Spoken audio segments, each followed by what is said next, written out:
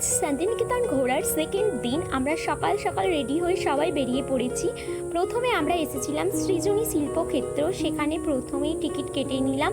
এই ছিল টিকিটের প্রাইসের চার্ট। তারপর আমরা সবাই মিলে ভেতরে গেলাম। ভেতরটা দেখো কতটা সুন্দর সাজানো গোছানো।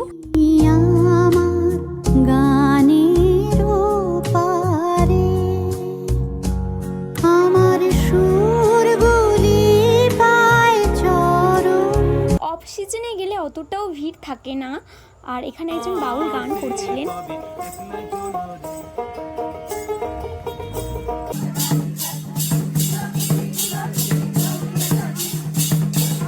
সৃজনী শিল্পক্ষেত্র থেকে আমরা একটা মিউজিয়ামে এসেছিলাম।